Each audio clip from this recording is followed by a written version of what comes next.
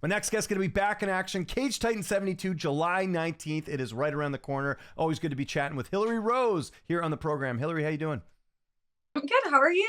Nice to see you. Thanks for having me on again. Yes, no, it's great to talk to you as well. And coming off some a big fight, you got the title in your last fight. We'll start there first. I know this isn't a title fight in this one, but just how happy were you with all the hard work you've been putting in your career? Finally get some hardware, a really good fight there at Cage Titan 71. It was great. I was super excited to win. I think right after the fight, I was like overly emotional and didn't think that maybe I won. But after watching it back and talking with my coaches and seeing how the fight played out, I'm confident that I definitely won. It was super close. Ariana had a lot of control time. She was able to control me on the cage, but really didn't land a lot of damage. And I think that I was able to land damage well, even with my back against the cage. And it was a great fight. I had a lot of fun. I think I smiled through the entire thing. I was like, oh, damn, we're in a fight. We're going. So it was a lot of fun. It's good to be the first ever champion for Cage Titans as a female. But it's great. Super exciting. And I'm looking forward to defending my title in the future and holding on to it for a while. Yeah, and let's start there as well. Obviously not a title defense next. I know it's been hard finding opponents and all that too. Was this just a case of keeping active, keeping things sharp as you wait for the next title defense? Yeah, I just want to stay as busy as I can be. The more I can rack up wins, the more I'm closer to getting another shot at being on Contender, fighting in the UFC. That's still ultimately my goal. And I think that the more I can continue to get wins, regardless of it being a title shot or not, that's just a plus. Yeah. But a lot of the girls didn't want to fight 5 rounds. We did have a few fight offers, but nobody wanted to fight 5 rounds. Nobody felt confident enough to do that. So for me, I was just like, I just want to get in the cage. I want to get another win. And it's weird. We're doing it at catchweight at 112. It was like a whole thing, but doesn't matter. I'm getting in the cage. 112 is no problem for me. So I'm looking forward to it. Okay. Interesting. Yeah. So a little bit, so at 112, then that's less weight than you're normally used to, right? So you're cutting more, or how's that working out? So ultimately I wanted to fight for the 105 title because I fought 105. Right. Yeah. So making 112 isn't that hard because I know I can make 115, no problem. So the extra 3 pounds really isn't that big of a deal to me. We tried to meet at 110, and then we were also like, let's fight at 115, but the girl just wanted 112. I don't know what the number is, why she wanted 112. It's fine. I don't care either way. I still get to fight. I still get to be active. I really want to get 4 fights in this year. So, title or not, I'm just happy to get in the cage, and I know that three rounds will be no problem for me. Yeah, and an interesting opponent here in Nicole Geraldo, 6-1 record. What do you know about her? How do you feel like you match up against her here? I think I match up really well. She's from Mexico. She boxes pretty well. But I see a lot of things in her style that I really think I can take advantage of. I know that it's not going to be like the fight that I just had with Ariana, where Ariana really pushed a pace and really blitzed out and threw a lot of strikes, heavy hands. I've definitely fought people like Nicole before. I think that she's a very easy read, and I don't mean that in a bad way. She's obviously very skilled. I know that she can box pretty well, but I think that I'm a better boxer, especially after my last few fights. I'm just confident in my hands. And I think that if I wanted to take it down to the ground, I could do that too. But again, she's 6-1. She has a great record. She's, been doing really, really well in all of her fights. So I'm expecting a nice, strong fight, but I'm definitely confident that I'll come out with the win. Training camp, anything different there? Usual cast of characters who've been some of the main ones helping you get ready for this fight? I'm using my teammate Ariana. She's a little lankier. She throws straight punches really, really well, where Nicole does that. She comes right down the middle and she throws right down the middle, where when I was preparing for Ariana, we were anticipating a lot more overhands and heavy strikes and blitzes. I haven't used Ash as much. Ash has just a different type of style. I'll still use her here and there. And then my teammate Evan, I use him in all my camps. He's been sparring with me. He's just a little bit smaller and he's very well rounded, good at scrambling and putting me in different positions. So it's not that it's an easier camp. Every camp is, hard. But not preparing for 5 rounds is definitely different.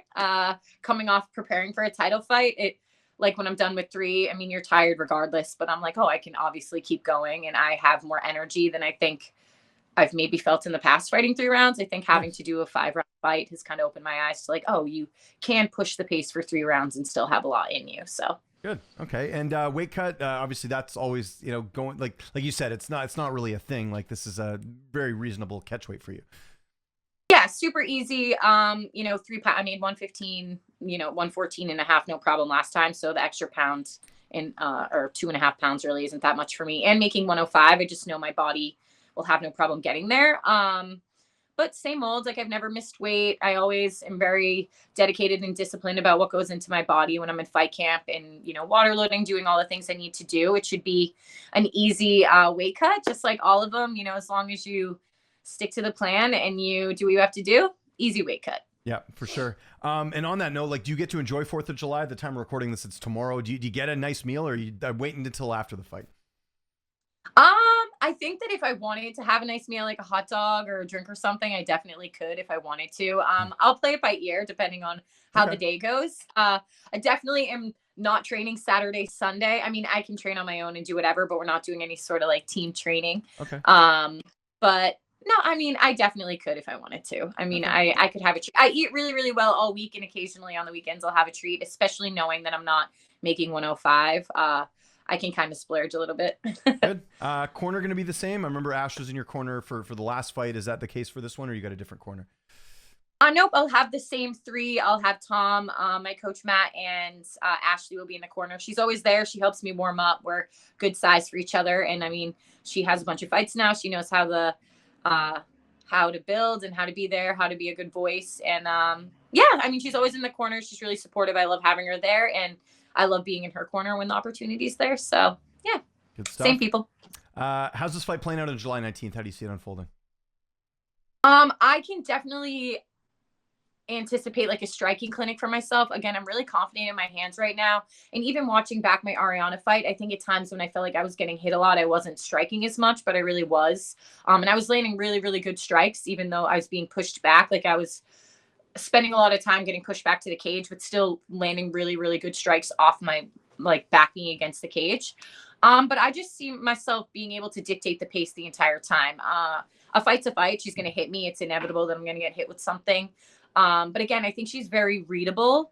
I think that I'm going to be able to, after the first minute or two, kind of figure out how she fights. I like to think that I have a strong fight IQ, and then I'll kind of be able to dictate that. So either it's going to be a striking clinic and it'll go 3 rounds unless I can get a KO on the feet, or I'll decide I want to take her down and, get a finish on the ground. I've seen her lose to a rear naked choke, or no, she didn't lose to a rear naked choke, but a decision, and she was stuck with a girl on her back. But I'd like to not get a decision this time and really not leave it to the judges. Sure. I'd really like to get some sort of finish. So we'll see how it goes, but a finish is always number one. Get in and get out as quick as I can. Yeah, and if you get this win, that'll be 5 in a row. You got to be close to getting back, especially you got the title, and you go here and get a finish again. Not looking past July 19th, but the implications of a win here are pretty big, right? Especially a finish. Yeah, for sure. I think that I need a finish. I think obviously my last 2 fights have been decisions, some of them split decisions. So a finish would look really, really good. I was annoying McMaynard the other day and saying like, I'm on a 4-fight win streak. I'm a different fighter than I was on Contender recently. I said I have 2 fights already lined up for this year that I'm confident that I'm going to win. I'm like, I just want you to, consider me for the future. Just like kind of putting myself back in his, ear a little bit. Yeah. I'd love to get another opportunity. Obviously, I'm happy fighting 105, 115, but there isn't a 105 division. I think if there was a 105 division, I'd have more of an open gateway into the UFC. But the 115 division is stacked. So, but I think that if I get another win, it definitely looks good. And I'll just, keep reminding him. And I'm supposed to be fighting for the 105 title in November. I am matched up, but I mean, November is a time away and people change. I can say that I'm going to fight, and then I don't know that girl is gonna. So we'll see. But get 2 more wins. I think it looks pretty good for me. 6-fight win streak. Just kind of keeping the momentum. I'm feeling really confident in my skills, my fight IQ, my ability to win. And I'm feeling confident. And I think it took me a while to kind of believe in myself. And I'm kind of at that stage, like not with an ego, but just that I know that I can go in there, I can fight and put on a good performance. Yep. And that's going down July 19th, Cage Titan 72. You can watch that live on Spectation Sports, but if you're in the area, you got to go check it out in Plymouth. It's going to be a good one. Hilarie, thanks for doing this. I really appreciate it. If there's anyone you want to thank before we get out of here, any sponsors, any social media you want to mention, I'll give you the last word. I just want to shout out my coaches and my teammates, and my strength coach, Mike. They're just always there for me. They, have dedicated so much of their time, free time, to really help me get better, and kind of stuck with me through the ups and downs. And I'm just grateful for them. My teammates, Ash, Ariana, Emmeline, Evan, Josh. There's so many people that I could name. And even like my boyfriend, he's so supportive. He helps me with my diet, make sure that I'm not like going off the beaten path and like wanting to snack. He holds me accountable. But yeah, I'm just grateful every day. I'm grateful for Cage Titans to keep me active this year. Mhm. Mike is the best, and I'm just grateful for them, Cage Titans, and ready to put on another good performance.